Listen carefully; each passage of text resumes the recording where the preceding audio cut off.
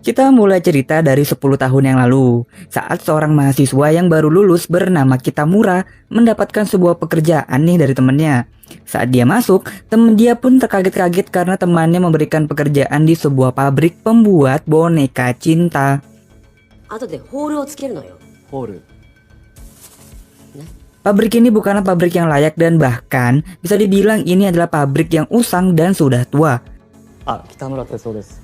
Di pabrik ini pun hanya tersisa 2 orang, yaitu Bibi dan perancang model boneka yang bernama Kinkin. Walaupun di dalam hatinya menolak, tapi karena si Kitamura ini butuh duit, dia pun terpaksa menerima pekerjaan di pabrik ini cuy. Hari demi hari Kitamura pun dibimbing langsung sama Kinkin untuk diajari cara membuat boneka cinta yang sempurna.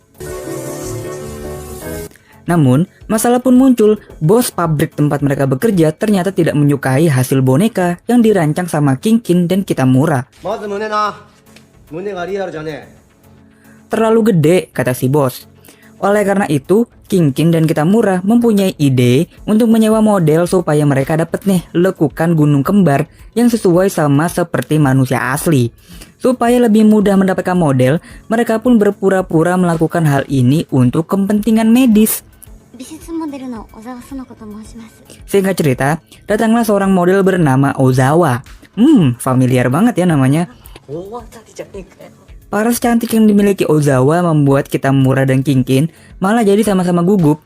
Mereka pun harus melakukan suit bantu gunting kertas untuk menentukan siapa yang akan mengeksplorasi gunung kembarnya Ozawa cuy. よろしくお願いします。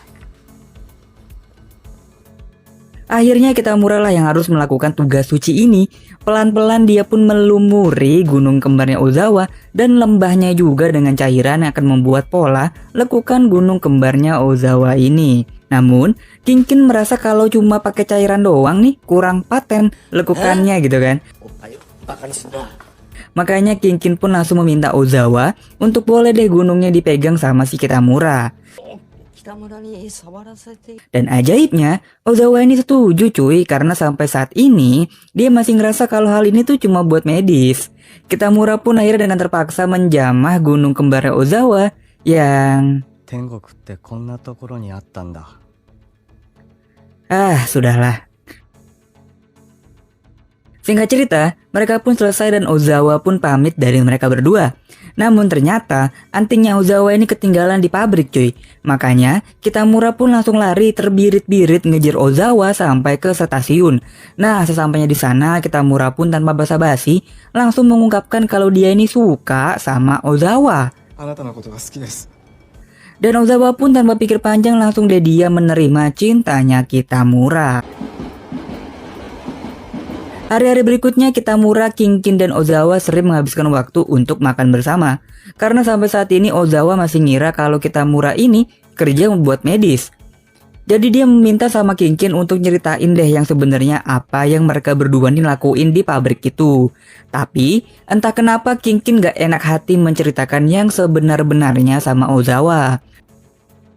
Nah hasil penjelajahan gunung kembarnya Ozawa ini ternyata memuaskan hati sang bos pabrik tempat mereka bekerja.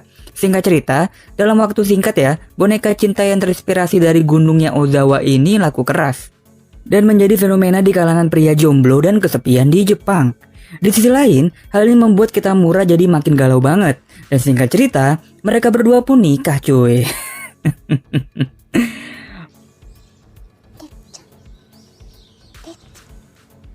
Walaupun pada awal pernikahan mereka bahagia, karena memang sebenarnya mereka ini cocok loh cuy kalau dilihat-lihat ya kan. Namun karena kesibukannya dan tingginya permintaan boneka cinta, jadi membuat Kitamura nih gak punya waktu lah buat bersama Ozawa. Pas ada waktu, Kitamura pun udah kecapean duluan. Hal seperti ini terus terjadi sampai 4 tahun pernikahan mereka. Ditambah rumit karena Pak Kinkin harus meninggal lebih cepet cuy. Yang membuat sekarang Kitamura otomatis menggantikan posisinya dia. Walaupun Kitamura dibantuin sama anak baru. Tapi ternyata anak baru ini malah nambah masalah baru. Data-data penelitiannya si Kitamura dicolong terus dibocorin ke perusahaan saingan mereka cuy. 少し考えさせてください。 Di sisi lain, istrinya dia nih si Ozawa makin kesepian karena suaminya makin pusing mikirin boneka-boneka itu. Nah, bukannya memperbaiki hubungan sama Ozawa, si Kitamura malah banyak menghabiskan waktu sama perempuan yang ia temui di arena bermain cuy. Lalu mereka karaokean tuh sampai tengah malam.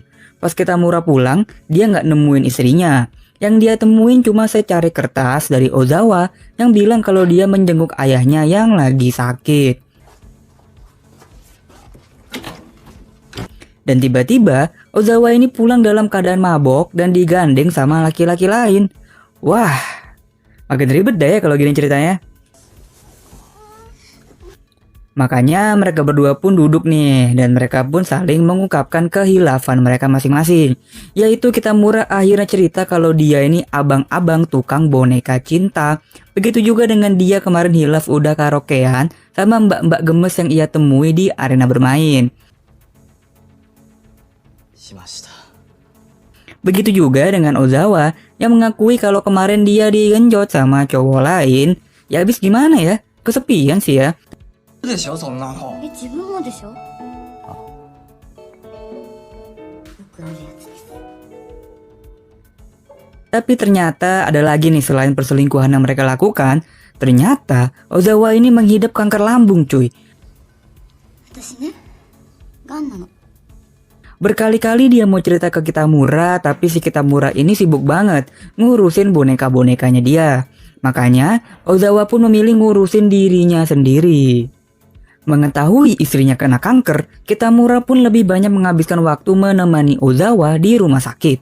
Tidak ada kata terlambat untuk meminta maaf dan membangun kembali rumah tangga mereka yang udah di ujung tanduk.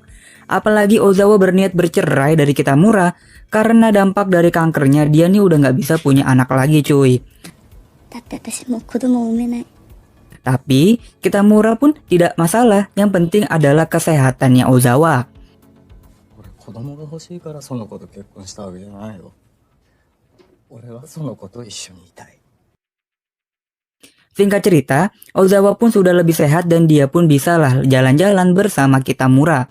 Namun sayangnya, hidup dan mati di tangan Tuhan. Penyakit Ozawa semakin lama semakin parah cuy. Jadi seakan-akan Ozawa hanya tinggal menghitung hari aja nih buat hidup di dunia yang fana ini. Karena tahu hidupnya udah gak lama lagi ya, Ozawa pun dia ingin dirinya bisa abadi dan dinikmati sama Kitamura walau nanti udah meninggal. Akhirnya untuk menuruti permintaan istrinya, Kitamura pun mulai tuh mengeksplorasi bagian tubuh istrinya cuy. Dari berbagai bagian tubuh dia inget-inget tuh lekuk tubuhnya Ozawa. Terus dia bikin tuh bonekanya di pabriknya dia cuy. Tapi semakin lama semakin berat rasanya bagi Kitamura untuk melepas Ozawa yang makin diserang kanker.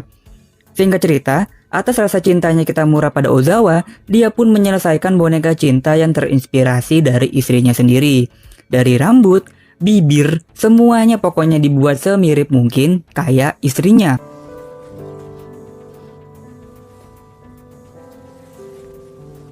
Tapi ya namanya boneka mau dibuat semirip apapun, tidak akan pernah sesempurna aslinya. あの犬の名前。